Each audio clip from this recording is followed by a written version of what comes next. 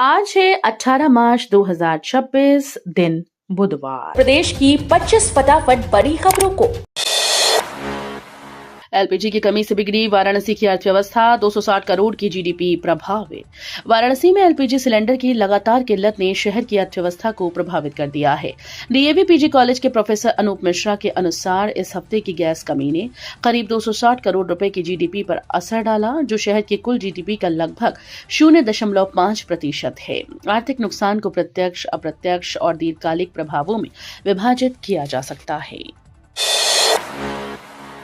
UP में मोती संवर्धन योजना शुरू, मत्स्य पालकों की बढ़ेगी आय।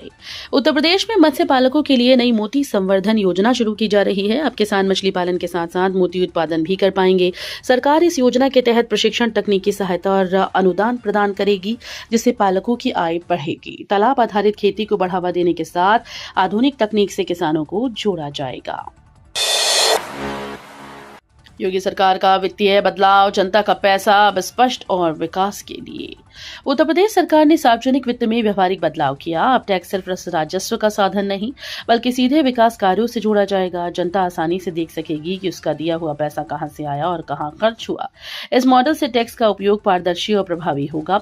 नीति का मकसद सिर्फ पैसे जुटाना नहीं, बल्कि समाज, अर्थव्यवस्था और संस्कृति तीनों को एक साथ मजबूत करना है। खेत से सीधे बिकेगा गेहूं, बरेली मंडल में 452 स्थायी और 44 मोबाइल क्रय केंद्र तैयार। योगी सरकार ने किसानों को उनका गेहूं खेत से सीधे बेचने का विकल्प देने की तैयारी पूरी कर ली है। रबी विपणन सत्र 2026-27 के लिए बरेली मंडल में 452 स्थायी और 44 मोबाइल क्रय केंद्र बनाए गए। मोबाइल क्रय केंद्रों की व्यवस्था से खरीद टीम सीधे गांव और खेतों में पहुंचेगी और गेहूं मौके पर तौल कर खरीदा जाएगा। सर्वाइकल कैंसर टीकाकरण अभियान शुरू, बरेली पहले दिन प्रदेश में अव्वल।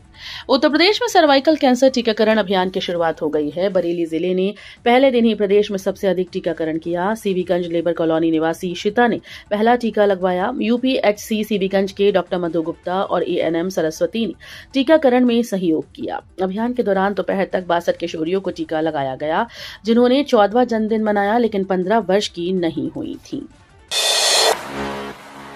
बरेली में एलपीजी नियम सख्त, 2 से ज्यादा सिलेंडर रखना अब अपराध। बरेली में एलपीजी की किल्लत के बीच प्रशासन ने सख्त निर्देश जारी कर दिए हैं। अब घर में 2 से ज्यादा गैस सिलेंडर रखने वाले उपभोक्ताओं के खिलाफ कार्रवाई होगी। नियम के मुताबिक एक सामान्य घरेलू उपभोक्ता केवल 14.2 किलो के सिलेंडर रख सकता है, एक उपयोग में और दूसरा बैकअप के लिए। 2 से अधिक सिलेंडर रखने को जमाखोरी माना जाएगा और आवश्यक सेवा संरक्षण अधिनियम के तहत दंडित किया जाएगा।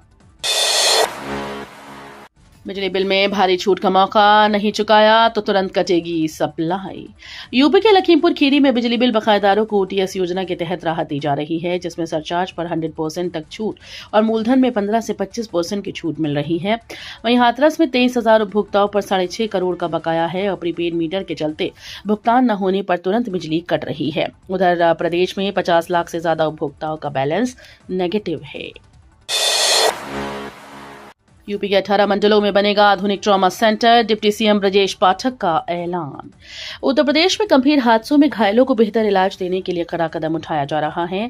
डिप्टी सीएम ब्रजेश पाठक ने घोषणा की है कि राज्य के सभी 18 मंडलों में आधुनिक ट्रॉमा सेंटर विकसित किए जाएंगे। इसमें लखनऊ के ट्रॉमा सेंटर पर मरीजों का दबाव कम होगा और समय पर इलाज मिल पाएगा। साथ ही 5 साल पुराने सभी मेडिकल कॉलेजेस में इमरजेंसी मेडिसिन विभाग खोला जाएगा। सिर्फ कुशल ड्राइवर्स को मिलेगा लाइसेंस, सरकार खोलेगी नई प्रशिक्षण सेंटर।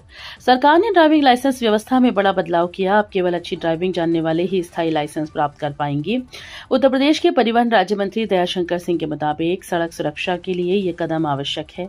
सड़कों पर एक्सीडेंट कम करने के उद्देश्य से सड़क परिवहन और राजमार्ग मंत्रालय ने केंद्रीय मोटरयान नियमावली में संशोधन कर प्रत्यायन प्राप्त चालान प्रशिक्षण केंद्र खोलने और क्रियान्वयन के नए प्रावधान जोड़े हैं। लखनऊ, आगरा समेत 13 जिलों में 24 नई रियल एस्टेट परियोजनाओं को यूपी रेरा ने दी मंजूरी। उत्तर प्रदेश में रियल एस्टेट सेक्टर को बढ़ावा देने के लिए यूपी रेरा ने बड़ी मंजूरी दी। लखनऊ, आगरा, गाजियाबाद, मथुरा, सहारनपुर, मेरठ, बागपत, गोरखपुर, वाराणसी, बांदा, हापुड़, बाराबंकी सहित 13 जिलों में 24 नई परियोजनाओं को हरी झंडी दिखाई गई। इन परियोजनाओं में 6,841 करोड़ रुपए का निवेश होगा और लगभग 7,830 आवासीय व व्यावसायिक यूनिट्स विकसित होंगी। यूपी के अंबेडकर नगर में नई नदी पुल परियोजना का शुभारंभ। उत्तर प्रदेश के अंबेडकर नगर जिले के भीटी बाजार में सकरे पुल की जगह नया पुल बनने जा रहा है। मंगलवार को एमएलसी हरिओम पांडे ने भूमि पूजन कर निर्माण कार्य का शुभारंभ किया। बिसुही नदी पर बने पुराने पुल की संकरी संरचना से लोगों को लंबे समय से समस्या हो रही थी। शासन ने इस बहुप्रतीक्षित परियोजना को एमएलसी हरिओम पांडे के प्रस्ताव पर मंजूरी दी। यूपी में 13 जिलों में 7,830 नए फ्लैट और दुकानें। योगी सरकार ने 24 हाईटेक सोसाइटीज को मंजूरी दी। उत्तर प्रदेश में रियल एस्टेट क्षेत्र को मजबूत बनाने के लिए योगी सरकार ने बड़ी मंजूरी दी है। भू संपदा विनियामक प्राधिकरण ने 6,841.85 करोड़ रुपए के निवेश वाली 24 नई परियोजनाओं को हरी झंडी दिखाई। इन परियोजनाओं के तहत प्रदेश के 13 जिलों में 7,830 आवासीय और व्यावसायिक यूनिट्स विकसित होंगी, जिसमें लखनऊ की 4 प्रमुख परियोजनाएं शामिल हैं। उत्तर भारत में हेपेटाइटिस बी वायरस में नया म्यूटेशन, बढ़ा खतरा। उत्तर भारत में हेपेटाइटिस बी वायरस में नया म्यूटेशन सामने आया है, जो शरीर की प्रतिरक्षा प्रणाली को धोखा देता है और टीके के प्रभाव को कम कर देता है। जेएन मेडिकल कॉलेज के शोध में ये पाया गया कि उत्तराखंड, हिमाचल, उत्तर प्रदेश, दिल्ली, हरियाणा के मरीजों में ये म्यूटेशन समान रूप से मौजूद है। विशेषज्ञों ने चेतावनी दी है कि यदि निगरानी और रोकथाम मजबूत न की गई तो भविष्य में लीवर के रोग, गंभीर संक्रमण और कैंसर के मामलों में बढ़ोतरी हो सकती है। विदेशी कृष्ण भक्तों ने वृंदावन में यमुना और घाटों की सफाई अभियान शुरू किया। वृंदावन में विदेशी कृष्ण भक्तों ने यमुना और घाटों की सफाई अभियान को शुरू किया है। यमुना किनारे हरिनाम संकीर्तन के साथ ये भक्त रोज सफाई कर लोगों को प्रदूषण मुक्त रखने के लिए जागरूक कर रहे हैं। जर्मनी के भक्ति आलोक परमा द्विवेदी ने अभियान की शुरुआत की है। इसमें Switzerland, Colombia, Chile, Belgium, Ecuador के 12 भक्त शामिल हैं। ये प्रतिदिन हरे कृष्ण महामंत्र के साथ श्रद्धालु यमुना किनारे सफाई कर न सिर्फ स्वच्छता बढ़ा रहे हैं, बल्कि स्थानीय लोगों को प्रेरित भी कर रहे हैं। मथुरा वृंदावन 19 मार्च को कुछ मार्ग बंद। वीवीआईपी मूवमेंट के दौरान भारी वाहनों की नो एंट्री। राष्ट्रपति के मथुरा वृंदावन दौरे के मद्देनजर 19 मार्च को सुबह 7 बजे से कई मार्ग बंद रहेंगे। लक्ष्मीनगर तिराहे से कृष्णापुरी और टैंक चौराहे की ओर से सभी भारी वाहनों की एंट्री प्रतिबंधित रहेगी। कृष्णापुरी तिराहा, सदर रामलीला ग्राउंड से एनसीसी तिराहा की ओर से एनसीसी तिराहे से टैंक चौराहा की ओर वाहनों की आवाजाही बंद रहेगी। गोकुल बैराज से टैंक चौराहा और स्टेट बैंक चौराहा तक भी वाहन बंद रहेंगे। पंचायत चुनाव में देरी पर हाईकोर्ट सख्त, चुनाव प्रक्रिया पूरी करने का समय पूछा। इलाहाबाद हाईकोर्ट ने उत्तर प्रदेश में पंचायत चुनाव की तैयारियों में हो रही देरी पर कड़ा रुख अपनाया है। कोर्ट ने राज्य निर्वाचन आयोग से पूछा कि क्या संवैधानिक समय सीमा के भीतर चुनाव प्रक्रिया पूरी की जा सकेगी। यह आदेश अधिवक्ता इम्तियाज हुसैन की जनहित याचिका पर सुनवाई करते हुए दिया गया। याचिका में मांग की गई थी कि पंचायत चुनाव की पूरी प्रक्रिया के लिए समयबद्ध कार्यक्रम पहले से तय कर रिकॉर्ड पर रखा जाए। मथुरा भाजपा में नई टीम का ऐलान, 15 नए नेताओं को मिली जिम्मेदारी। भाजपा प्रदेश अध्यक्ष पंकज चौधरी ने मथुरा में भाजपा जिला कार्यकारिणी की नई टीम का ऐलान किया। इस बार 5 पुराने नेताओं पर भरोसा जताते हुए 15 सक्रिय कार्यकर्ताओं को नई जिम्मेदारी दी गई। जिला उपाध्यक्ष अनिल चौधरी, मनीषा पाराशर, मुदिता शर्मा, जिला महामंत्री सत्यपाल चौधरी और जिला मंत्री देवेंद्र शर्मा को फिर से टीम में शामिल किया गया। कानपुर के निवेशकों पर मिडिल ईस्ट संकट की गाज, 10,000 करोड़ का नुकसान। कानपुर के निवेशक पश्चिम एशिया संकट की चपेट में आ गए हैं। शहर में शेयर बाजार में तेजी से गिरावट आई। फरवरी 2026 में चढ़ने और गिरने वाले शेयर्स का अनुपात 0.71% रह गया, जबकि पहले ये 1.01% था। ये कोविड-19 के मार्च 2020 के स्तर के लगभग बराबर है। निवेशक लंबे समय तक निवेश करने से हिचकिचा रहे हैं, जिससे बाजार में अस्थिरता और चिंता बढ़ रही है। आगरा विश्वविद्यालय में नया कोर्स, छात्रों को सिखाया जाएगा साइबर फ्रॉड से बचाव। साइबर फ्रॉड के बढ़ते मामलों को देखते हुए डॉक्टर भीमराव अंबेडकर विश्वविद्यालय में छात्रों के लिए साइबर सुरक्षा से जुड़ा नया व्यावसायिक पाठ्यक्रम शुरू किया जा रहा है। सोमवार को स्वामी विवेकानंद परिसर खंडारी में बैठक आयोजित की गई, जिसमें आईआईटी कानपुर के सहयोग से पाठ्यक्रम की रूपरेखा और प्रशिक्षण पर चर्चा हुई। कुलपति प्रोफेसर आशु रानी ने कहा कि ग्रेजुएशन स्तर के छात्रों को साइबर सुरक्षा की जानकारी देना विश्वविद्यालय का मुख्य उद्देश्य है, ताकि वे फ्रॉड से बच सकें। नवरात्र के पहले दिन बागपत में बेटियों का सम्मान, नन्ही कली कार्यक्रम में मैरी कॉम होंगी शामिल। नवरात्र के पहले दिन बागपत में बेटियों का विशेष सम्मान किया जाएगा। 6 बार की बॉक्सिंग विश्व चैंपियन मैरी कॉम नन्ही कली कार्यक्रम में शामिल होकर बेटियों को पहचान देंगी। इस पहल के तहत गांव की महिलाओं के द्वारा रिसाइकिल प्लास्टिक से बनाई गई गुड़िया नन्ही कली को कार्यक्रम का केंद्र बनाया गया है। इस कार्यक्रम में महिला सशक्तिकरण, पर्यावरण संरक्षण और बेटी बचाओ बेटी पढ़ाओ जैसे अभियानों को नई मजबूती मिलेगी। नगर निगम ने लाइसेंस शुल्क वसूली का रिकॉर्ड तोड़ा, 31 मार्च तक जमा करने का मौका।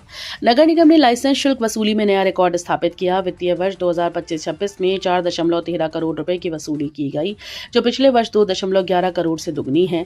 इसमें 18.77 लाख रुपए चेक के माध्यम से प्राप्त हुए। निगम ने लाइसेंस शुल्क वसूली का लक्ष्य 5.85 करोड़ रुपए तय किया है। काशी विश्वनाथ धाम में श्रद्धालुओं की वेशभूषा में पुलिस फीडबैक, मोहित अग्रवाल ने दिए निर्देश। काशी विश्वनाथ धाम में पुलिसकर्मियों के व्यवहार का फीडबैक अब सीधे श्रद्धालुओं से लिया जाएगा।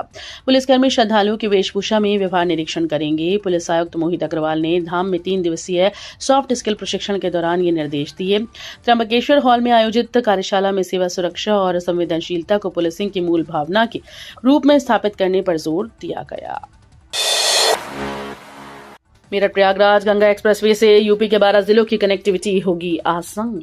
उत्तर प्रदेश के लिए बड़ी खुशखबरी है। मेरठ प्रयागराज गंगा एक्सप्रेसवे प्रदेश की कनेक्टिविटी को नया आयाम देगा। लगभग 594 किलोमीटर लंबा यह एक्सप्रेसवे पश्चिम से पूर्व यूपी को जोड़ते हुए लखनऊ, ब्रज क्षेत्र और प्रयागराज के बीच सफर को आसान बनाएगा। एक्सप्रेसवे से 12 जिले सीधे जुड़ेंगे और इंटरचेंज की वजह से लखनऊ, कानपुर, आगरा समेत 21 शहरों में आवागमन और तेज होगा। कुलदीप यादव के रिसेप्शन में पहुंचे सीएम योगी, आशीर्वाद और खास गिफ्ट दिया।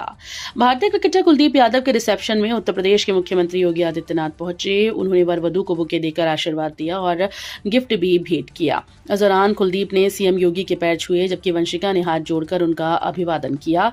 स्टेज से उतरते समय भी कुलदीप ने उनके पैर छुए। कार्यक्रम में मौजूद मेहमानों और परिवार के सदस्यों ने सीएम योगी के साथ सेल्फी ली।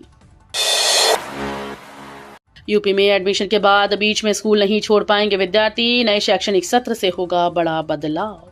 परिषदीय और माध्यमिक विद्यालयों में नामांकन के बाद बीच में पढ़ाई छोड़ने वाले विद्यार्थियों पर अब पूरी निगरानी रहेगी। नए शैक्षणिक सत्र से पूरे प्रदेश में कैसी ट्रैकिंग व्यवस्था लागू की जा रही है, जिससे किसी भी छात्र के स्कूल से दूर होते ही संबंधित अधिकारियों को तुरंत इसकी सूचना मिल जाएगी। तो ये थी आज की 25 फटाफट बड़ी खबरें। अगर आपको न्यूज पसंद आई हो तो वीडियो को लाइक और शेयर जरूर करें। धन्यवाद।